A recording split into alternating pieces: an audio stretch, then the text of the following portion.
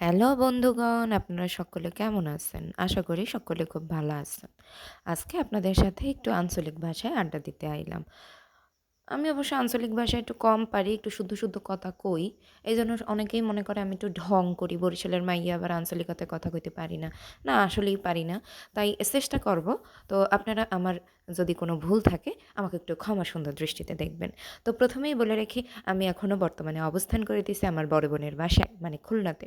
তো আমাদের গত রাতে প্ল্যান হইল, আমি আর আন্টি প্ল্যান করলাম যে আমরা সকলে মিল্লা যাবো ক্যান্টনমেন্ট বেড়াতে। সেখানে নাকি একখান চিড়িয়াখানা আছে। সেখানে নাকি অনেক হনুমান, বান্দর এইসব দেখা যায়। অজগর, পাইথন এসব দেখা যায়।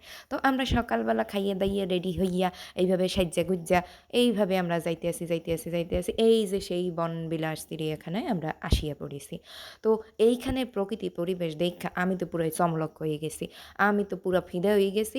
আমি তো পুরো পাগল হয়ে গেছি যে আমি কিভাবে ছবিগুলো তুলতে পারি, কিভাবে নিজের সৌন্দর্য ধরে তুলতে পারি। কিভাবে আমার অনেক ভিডিও হইবে সেইগুলো নিয়ে আমি খুবই চিন্তিত ছিলাম ওখানে বসে যে আমাকে দাদা আপনি সুন্দর, সুন্দর ভিডিও এবং সুন্দর, সুন্দর ছবি তুইলা দিবেন। আমি আর আন্টি গল্প করতেছিলাম যে, "হাই আন্টি আপনার লগে আমার ভিডিও নেওয়া হইতেছে না, এটা তো কোনো কথা না।" এরপর দাদাই করলো কি? দাদাই করলো প্রবেশপত্র কিনলো। ও সরি, প্রবেশপত্র না, টিকিট কিনলো। আমার একটু কথায় ভুলভাল হয়। আপনারা ক্ষমা সুন্দর দৃষ্টিতে দেখবেন। এই যে সেই বাজিগার পাখি। এই পাখি দেইখা মোর তো মনের মধ্যে সেই পাখি পালবো একটা শখ না? অবশ্য পাখিটাকে আমি ওভাবে পালবো না। পাখিটাকে আমি খাবার দেই, আমরা সবাই খাওয়াই। ওভাবে আটকে রেখে পালবো না। আটকে রাখা পালা জিনিসটা আসলে ভালো হয় না। সবারই স্বাধীনতার দরকার আছে। যাই হোক আমরা চিড়িয়াখানার মধ্যে প্রবেশ করলাম। প্রবেশ কইরা ঘুরতে আমরা আ সারস দেখলাম। আমরা যা দেখলাম তাই আজকে আপনাদের সাথে আড্ডায় কবো। আপনারা একটু ধৈর্য সহকারে আমার ভিডিওটা দেখবেন।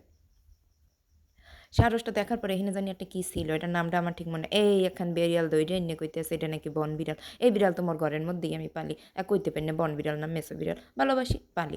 যাই হোক, তারপর আমরা ঘুরতে এই যে সেই ভাল্লুক উল্লুকাই বসছে।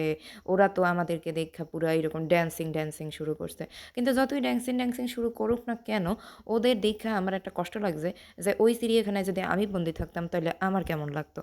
আর যাই হোক, সেই সব সাইকোলজিক্যাল ব্যাপারে আর আমরা না এগোই। আমরা গেছি একটু আনন্দ নিতে। কিন্তু আমার মনে তেমন একটা আনন্দ লাগে নাই। ওরা আমাদেরকে দেখিয়ে এরকম ড্যান্সিং করতেছিল।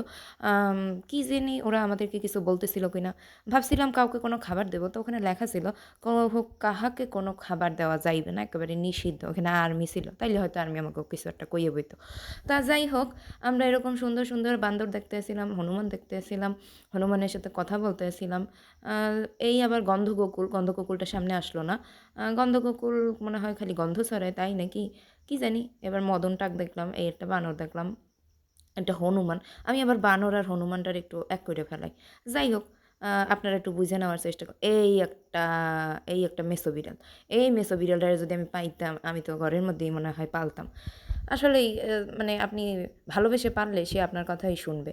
যাই হোক, সেভাবে আমি ঘুরতে আমি এই বিড়ালটাকে দেখতে পেলাম। এই বিড়ালটার মানসিক অবস্থা যে খুবই খারাপ তাহা আমি দেখিয়া বুঝিছি। কারণ সে ওখানে বসে এরকম দৌড়াদৌড়ি করতেছিল। কারণ তার সঙ্গী নাই। আসলে সঙ্গী ছাড়া জীবনে থাকা যায় না। কিছু না কিছু থাকতে হয়। কোনো পোষ্য থাকতে হয়, না হয় কিছু থাকতে হয়। ওর তো আবার কোনো সঙ্গীই নাই। যাই হোক, আমরা এইখানে আবার আরেকটা বিড়াল দেখতে পেলাম। তারপরে আমি উঠে একটু কুইন ভাব নিলাম আর দাদাকে বললাম, "আমার সুন্দর কিছু ভিডিও তুলে দেন। আমি পাহাড়ের চূড়ায় উঠে গেছি। পাহাড় জয় করিয়া ফেলাইছি।" আমি আবার একটু নিজেকে নায়িকা মনে করতেছিলাম। নায়িকা মনে করতে এভাবে হেঁটে উপরে যাচ্ছিলাম। হেঁটে নিচে নামছিলাম। তারপরে আমাদের ঘোরাফেরা শেষ, ঘোরন-ফেরন শেষ। এখন আমরা যাইতে আছি খাওনের উদ্দেশ্যে। মানে আমরা তো দুপুরে লাঞ্চ করি নাই। তো এই লাঞ্চের উদ্দেশ্যে হঠাৎ আমরা এই ২ বন্ধুকে দেখতে পেলাম। তা আমার বড়দি খাবার দিতে গেলে ওরা ফুরুত করে উড়ে গেল। না মানে দৌড়ে গেল। যাই হোক, তারপরে আমি এভাবে বৃষ্টির সাথে একটু নিজের ভিডিও নিচ্ছিলাম। নিজেকে একটু কুইন মনে হচ্ছিল। তারপরে আমরা একটা অটো রেডি করলাম যে আমরা খাতি যাবো, আমাদেরকে একটু নিতে যাইতে পারবেন?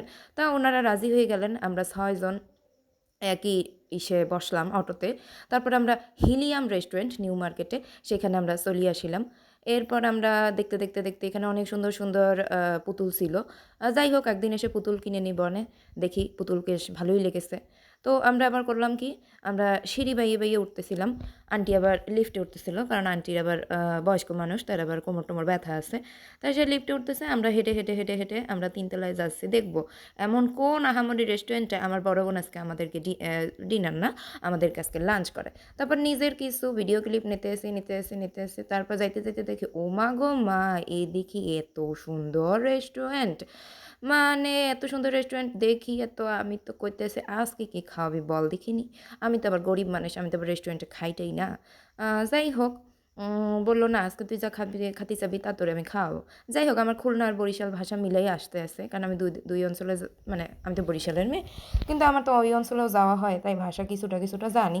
তারপর সবাই বসে গেল খাবারের অর্ডার দিতে, সবাই বলতেছে এটা খাবো ওটা খাবো। আমি আবার বলতেছিলাম যে না, তোমরা যা খাও খাও, ওখান থেকে আমাকে একটু একটু দিলেই হলো, আমি তো আবার অত খাই না। তারপরে আমি একটু এই আয়নার সামনে এসে আন্টির আমি একটু এই যে হিলিয়াম একটু এখানে এসে একটু ছবি টবি তুলছিলাম, ভিডিও করছিলাম।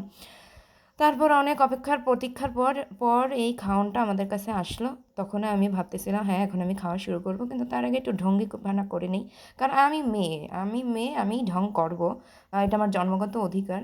তো খাবার সামনে নিয়ে ঢং করতেছিলাম। অনেকে হয়তো বলবে খাবারের সাথে ঢং করতে নেই, আসলেই ঢং করতে নেই, কিন্তু আমি দু এক সময় আজকে একটু মজা টজা করে একটু করেছি। তারপরে আমি খাবারটাকে নিলাম, খাবারটাকে টেস্ট করতেছিলাম। ও মা গো মা, হিলিয়ামের যে খাবার, সে খাবার তো খুবই টেস্টি। আমি তো আজকে পুরা প্ল্যাটারটা শেষ করে ফেলাইছি। তারপর ওখানে আবার আমার বড়দি স্যুপটাও নিয়েছিল, অন্থন স্যুপ মনে হয়। তো সেটাও আমি একটু টেস্ট করে দেখেছিলাম, সেটাও খুব ভালো ছিল।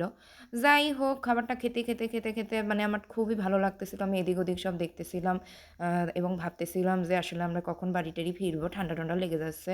এই যে সবাই খাচ্ছে, ওই অন্থন খাচ্ছে, নুডলস খাচ্ছে, আমার বোনে খাচ্ছে, আমরা সবাই খাতি আমরা এই যে মনে হয় আমার খাওয়ান টাওয়ান প্রায় শেষের দিকে।